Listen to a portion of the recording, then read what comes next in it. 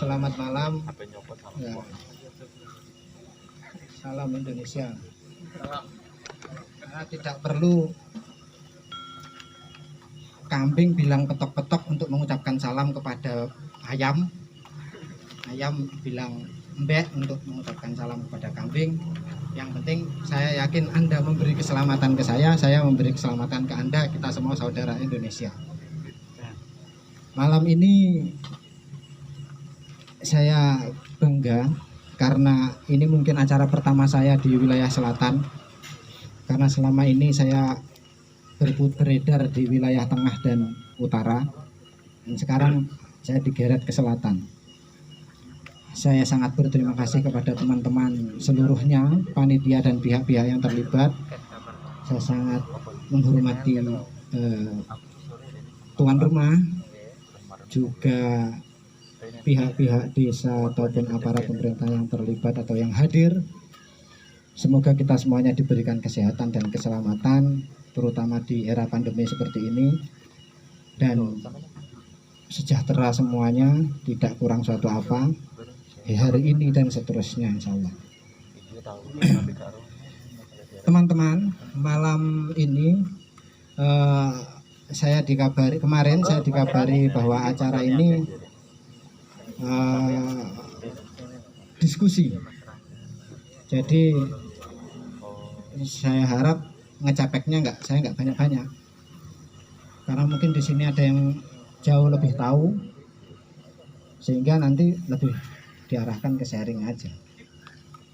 Dan saya berkepentingan juga untuk kalau nanti ada teman-teman yang sarkup biasanya ada ya, sarjana kuburan yang biasanya main ke makam sana makam sini.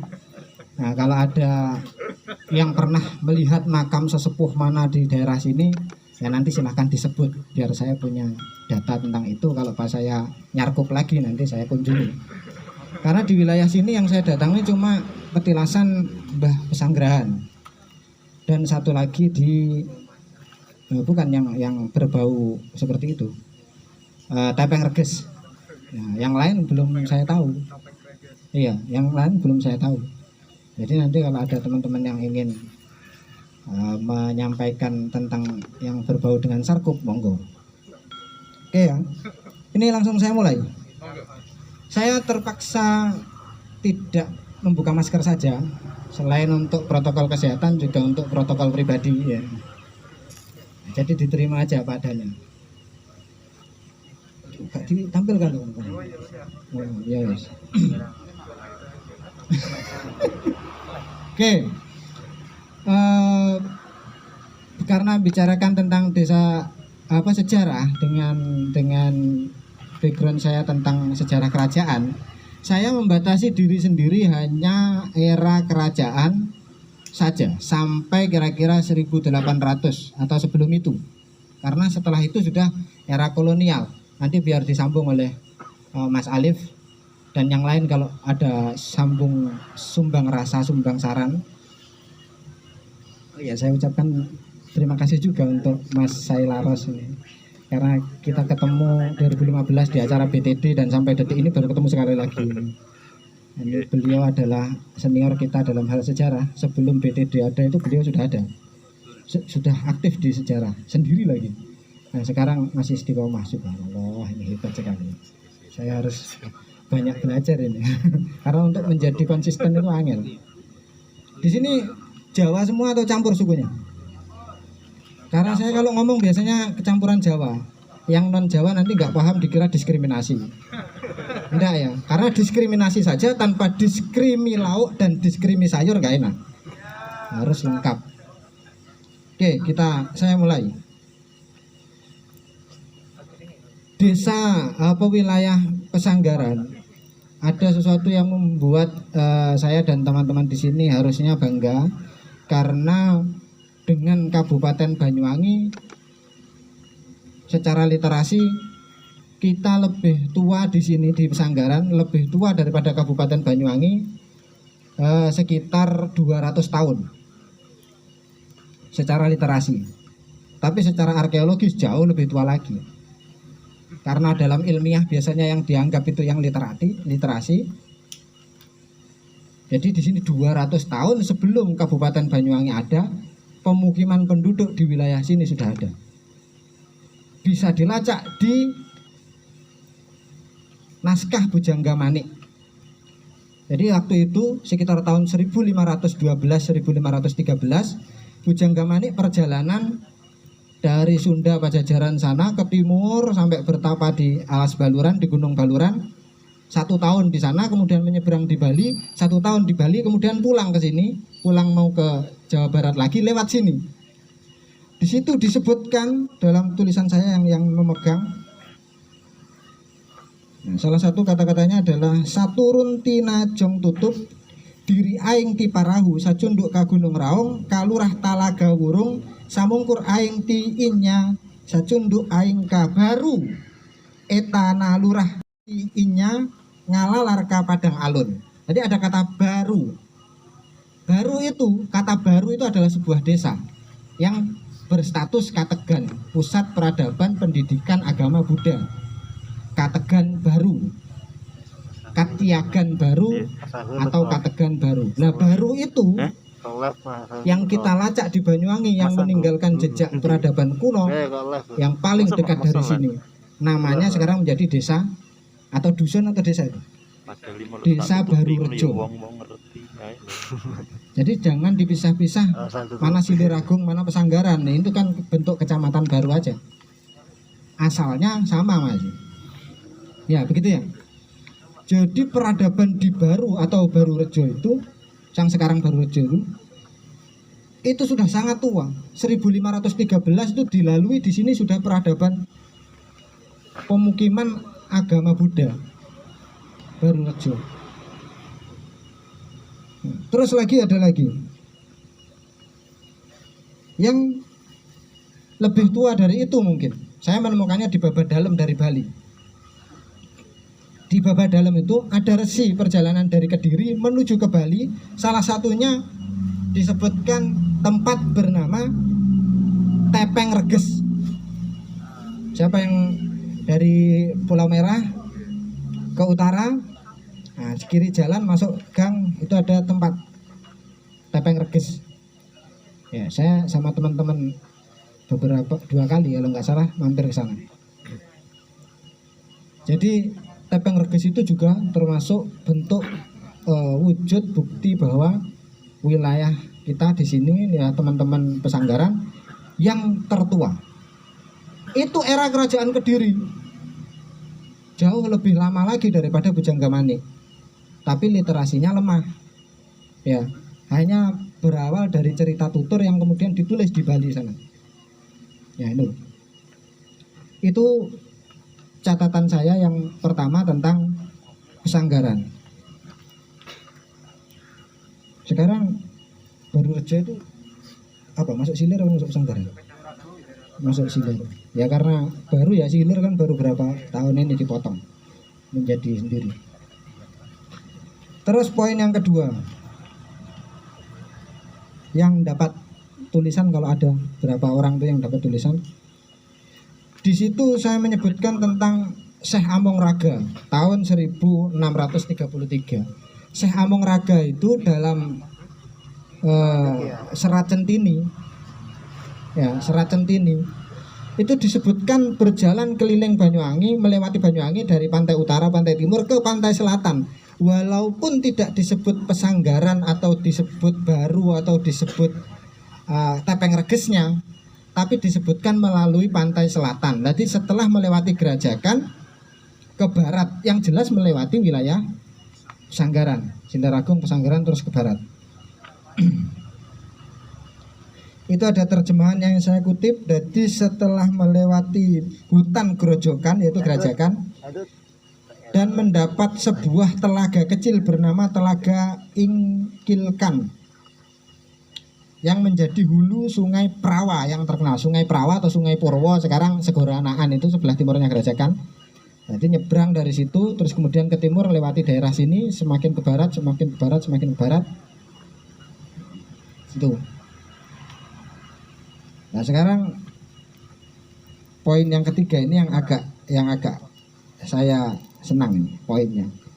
Jadi begini, Wis, itu tadi bisa ditangkap ya. 2 poin pertama itu bisa ditangkap. Sekarang poin yang ketiga.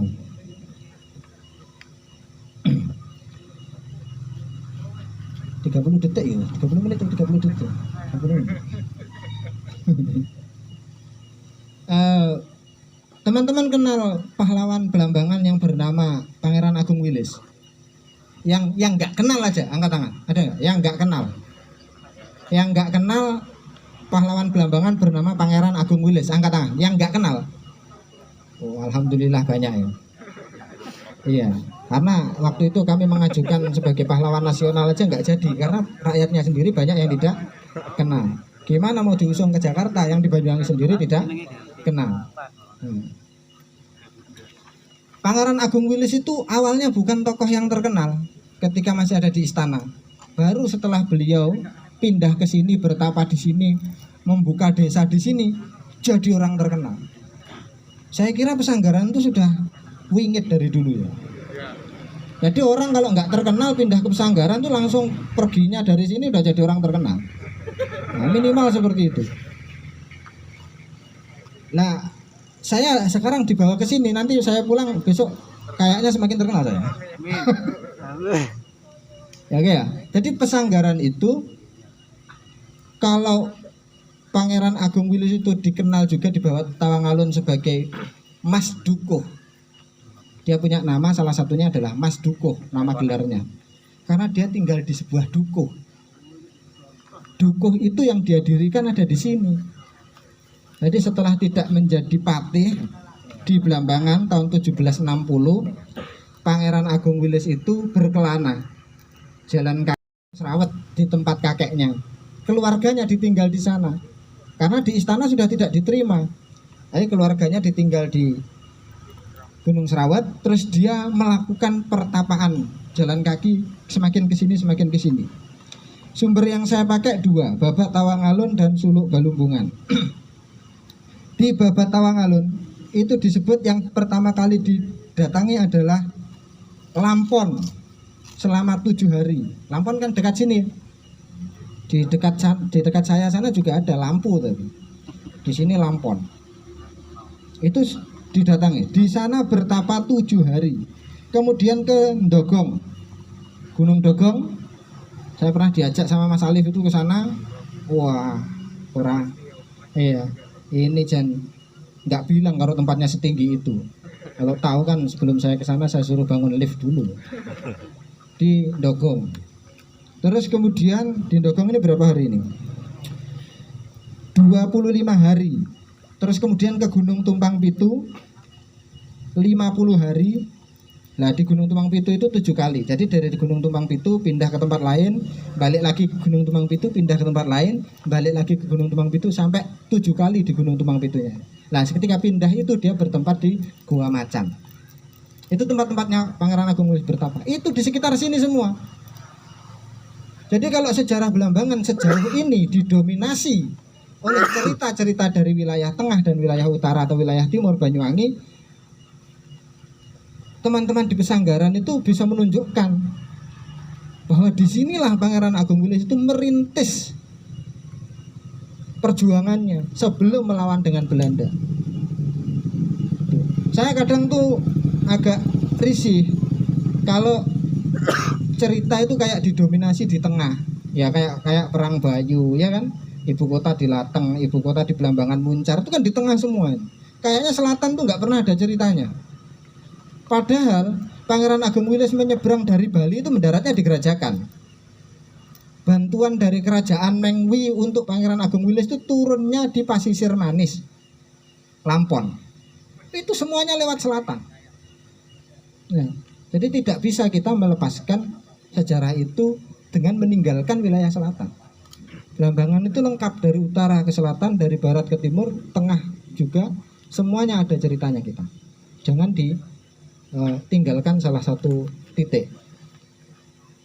Oke, lanjutnya di Pasisir Manis itu kemudian beliau mendirikan desa Parawingan atau Purawingan. Pura itu artinya tempat, Awingan itu bersembunyi. Jadi tempat itu menjadi desanya Pangeran Agung Wilis itu tempat dia bersembunyi atau tempat tersembunyi, tempat dia tinggal. Nah, Purawengan itu karena titik awal dibangun di sini hutan, dia yang membangun pertama pemukiman di sini. Nah, sekarang ada tempat yang saya duga itu adalah titik yang tempatnya dia membangun rumah. Mungkin adalah yang sekarang menjadi petilasan Mbah Pesanggrahan.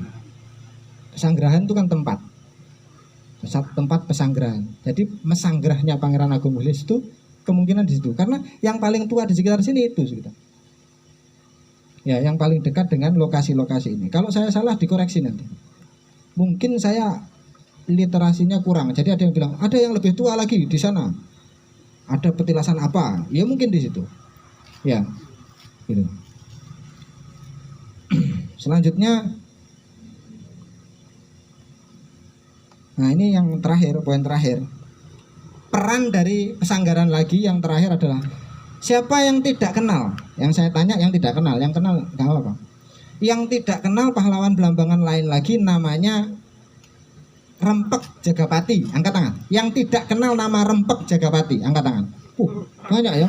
Alhamdulillah hampir semua. Bangga sekali saya sebagai orang Banyuwangi ini. Bangga sekali. Ya. Ya, Rempek Jagapati itu keluarga Tawangalun ya. Wah, Tawangalun juga nggak kenal. Coba yang nggak kenal Tawangalun, yang nggak kenal Tawangalun. Alhamdulillah, saya harus banyak bersyukur di sini. Benar-benar bangga saya hari ini. Yang nggak kenal kalau di sini pernah ada nama kerajaan Belambangan, angkat tangan. Alhamdulillah. Saya salah ini tadi ceritanya ya. Harusnya dikenalkan dulu Belambangan itu apa. Ternyata jujuk sampai ke Pangeran Agung Wilis. Ternyata nggak kenal Belambangannya. Ya oke lah, saya anggap kenal aja lah. Jadi di sini itu di Banyuwangi dulu ada kerajaan. Mentolong getak aku ya. Di Banyuwangi itu dulu ada kerajaan namanya Belambangan. Kita nggak usah bicarakan Majapahit, nggak usah bicarakan Bali, nggak usah bicarakan Mataram, nggak usah bicarakan Jogja Solo. Ya, bukan tidak menghormati itu ya. Mereka punya tempat sendiri lah. Kita bicarakan tempat kita. Ya. Mereka punya tempat sendiri. Masa di Jogja sana dibicarakan tentang Mataram, di sini bicarakan Mataram juga. Terus yang bicarakan orang sini siapa? Kita bicarakan Belambangan saja. Di Banyuwangi itu. Wah ini ada Bu Titin. Bu, tengeri kemana Bu? Tengeri kemana Bu? Monggo Bu, tengeri kemana Bu? Dan tengeri ki. Geriki. Saya terhina kalau sampai tengeri. Ya. Ini perlu diperkenalkan apa tidak beliau ini? Perlu. Geriki Bu. Ini kopinya tiang-tiang kok nanti diambil jenengan. Beliau adalah ketua tim ahli cagar budaya Kabupaten Banyuwangi. Jadi kalau menemukan benda-benda peninggalan bersejarah itu jangan langsung dikilok nih. Harus ada laporan ke pihak-pihak yang mengurusi masalah itu. Nah, ini beliau. Kemarin saya lihat perusakan situs di suatu tempat, saya bilang ke beliau, karena masyarakat kita masih kurang edukasi tentang itu, jadi harus dilestarikan dan harus bagaimana, itu koordinasinya dengan beliau. Ya, tapi maskernya nggak usah dibuka, ben penasaran. Saya tuh kemana-mana maskernya nggak dibuka, biar penasaran. Kalau nggak gitu, nggak ada yang main ke rumah saya. Jadi kalau pengen lihat saya ya ke rumah. Saya terbuka 24 jam. Rumahnya deh, saya enggak. Rumahnya terbuka 24 jam. Oke, saya lanjutkan.